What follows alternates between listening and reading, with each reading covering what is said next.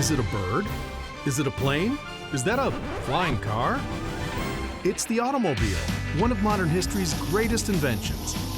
This transformative mode of transportation is truly an expression of identity. Cars have become one of the most important signifiers of every generation, and driving for the first time is an American rite of passage. Over the years, drivers the world over have celebrated cars that became classics. Is your favorite among our fleet? Turn up the radio, honk your horn, and buckle up. We're about to celebrate decades of cars that drive us wild.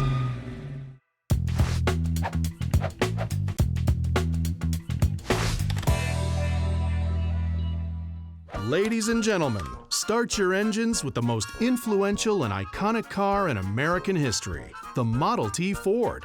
The very first assembly line car, the Model T was also the first ride most folks could afford to own. October 1st, 1908 is the Model T's birthday, and less than 20 years later, Ford sold more than 16.5 million of these affordable automobiles. In the 1920s, the Model T was the shining star of every road. It was so popular, it accounted for 40% of all cars sold.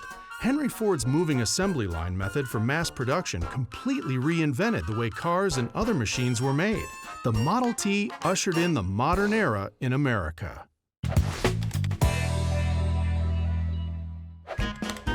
The Buick Series 40 rolled onto the scene in 1934 and started a trend with new models in 1936, 1937, 1938, and 1940. With rear-wheel drive and an 8-cylinder engine, the 1935 Buick Series 40 was a beast, weighing in at more than 1.5 tons, and came with 87 horsepower under the hood. Another favorite of the 1930s, Ford's V8 Cabriolet was a stunning marvel of engineering ingenuity. Say that V8 times fast. In 1932, the Cabriolet arrived with a low-priced cast and one-piece engine boasting 65 horses. The Cabby's size and unique exterior made it the most popular car of 1932. The soft-top convertible was an American luxury for anyone lucky enough to catch a Cabriolet.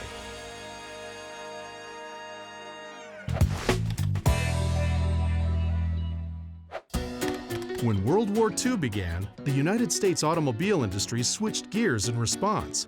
Materials and manufacturing were consolidated in the war effort. From Buicks to bombs, Model Ts to tanks, factories from coast to coast were retooled to help win the war.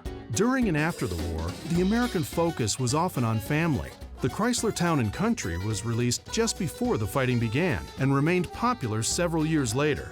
The TNC transformed through the years from a steel-roofed station wagon with real wood siding and third-row seats to a stylish convertible complete with white ash and mahogany details, truly a shining example of American excellence. In 1948, the Mercury station wagon skyrocketed to success. The Mercury 8 sold 3 times more than previous models, thanks to an upsized flathead V8 engine that gearheads couldn't resist.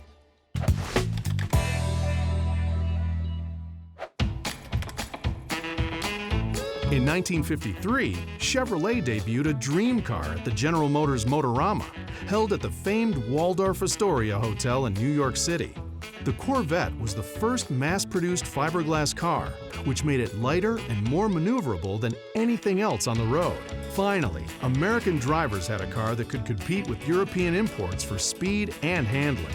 3 years later, in 1956, Chevy released 3 absolutely iconic models. The redesigned Chevy 150, 210, and the Bel Air are some of the world's most recognizable rides and remain popular today with collectors.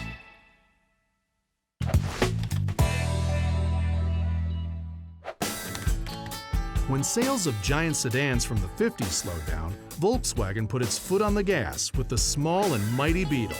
Ferdinand Porsche created the Volkswagen Beetle at the behest of Nazi leadership in Germany in the 1930s, but was reimagined in the 1950s with a new continuous oval rear window. Gaining vast popularity and a few more design changes in the 1960s, this car with controversial origins became a symbol of the peace and love generation. More than 21 million Beetles would eventually hit the road, and the Type 1 Beetle went out of production in the US in 1979 and continued in Mexico until 2003. But it's safe to say Beatlemania is still alive and well in America. In 1964, the Beetle was cute, and the Chevrolet Stingray was sexy. The 1964 Chevrolet Corvette Stingray made waves thanks to its small size and impressive speed. A rear-drive sports car sporting more than 300 horsepower, the Stingray continued Chevy's tradition of lightweight materials and lots of muscle. And compared to the cost of Italian or German cars in its class, the Stingray was considered a bargain. Chevrolet flexed even more muscle with the Impala, born in 1958 as the Bel Air Impala. In 1961, the new and improved Impala SS was a 360 horsepower hit. In 1965, more than 1 million Impalas were sold, making it one of the most popular cars in General Motors history. Lowrider Chevy Impalas are still big draws at classic car conventions and auto shows. Electric sliding into the 1970s, the Oldsmobile Cutlass was the perfect personal luxury coupe. The 76 Cutlass is a flashy classic with a long hood, short deck, and 2 doors. It was a dynamite drive. Japanese automaker Honda took a bow in 1970s America with its small-sized cars. Originally ridiculed for being so little, Honda laughed all the way to the bank when the American gas crisis made people reconsider the fuel-efficient Honda Civic. Gas guzzlers were out, and the compact car became a perennial hit. The Honda Civic has an odd claim to fame. Its 1990s and 2000s models are still some of America's most popular cars. Among car thieves,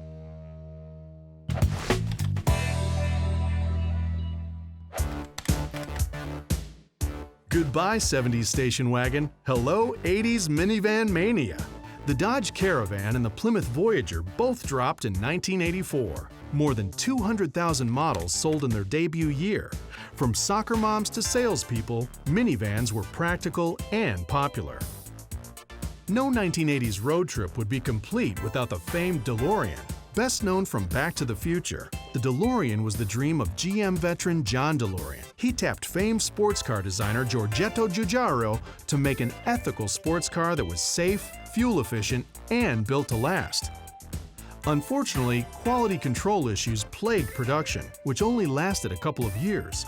Only 9,000 DeLoreans were made, but the car was immortalized on the silver screen where it remains a flight of fancy for automobile enthusiasts. Collectors worldwide still buy, sell, and trade parts online, ensuring the DeLorean remains on the road. The famous Ferrari Testarossa found fame on the small screen. After being featured in hit TV shows like Magnum P.I. and Miami Vice, the Ferrari became a status symbol of the 1980s. The 180-degree V12 engine with 390 horsepower defined the excess of the era.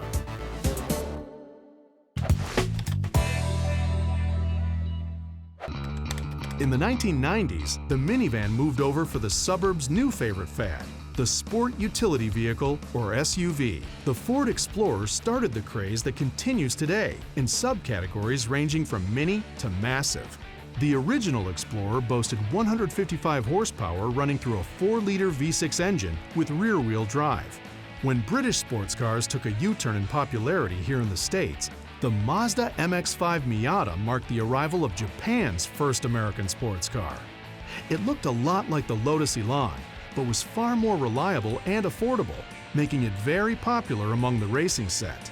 The Acura NSX was another spectacular sports car of the 1990s. With its aluminum body and reactive suspension, the Acura introduced America to Honda's VTEC variable valve control technology, still used today in a wide variety of vehicles. The 2-seater mid-engine Acura NSX held its own against cars then and now.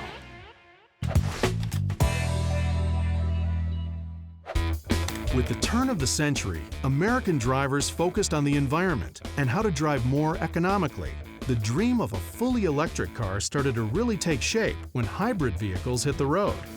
The Toyota Prius piqued the interest of drivers from Hollywood to Hartford with its clean emissions and impressive fuel economy.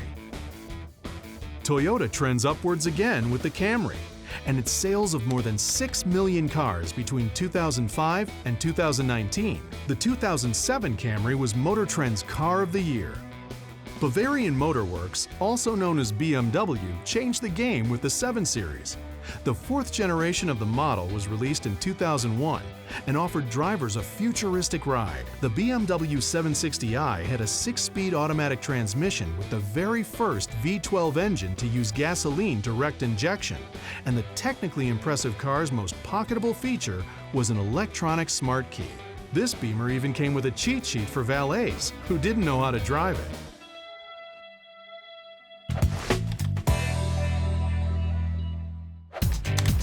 In 2012, the Model S Tesla rolled out to rave reviews and a waitlist for sales. The electric sedan was a true original, with a huge multi-touch tablet screen mounted in the dashboard. Drivers could zip around town with nearly silent acceleration and 265 miles on a single electrical charge. In 2013, Motor Trend named it Car of the Year.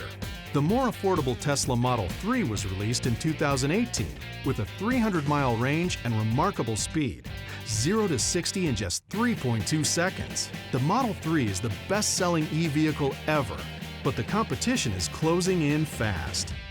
The 10th generation Honda Civic was introduced in 2016 with bold new redesign. With a roomy interior and upgraded technology, the newer models feature everything a buyer could want in a car.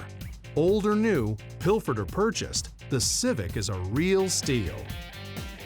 Toyota may have helped to jumpstart the electric craze, but the Chevy Bolt won the race to be the first car made by a major U.S. manufacturer to deliver more than 200 miles of driving on a single charge. The concept car was unveiled in 2015 and sped into production a year later. The price was right for buyers: speed, agility, and room for 4 people, all for less than $30,000 with a federal tax credit. I want you to drive electric.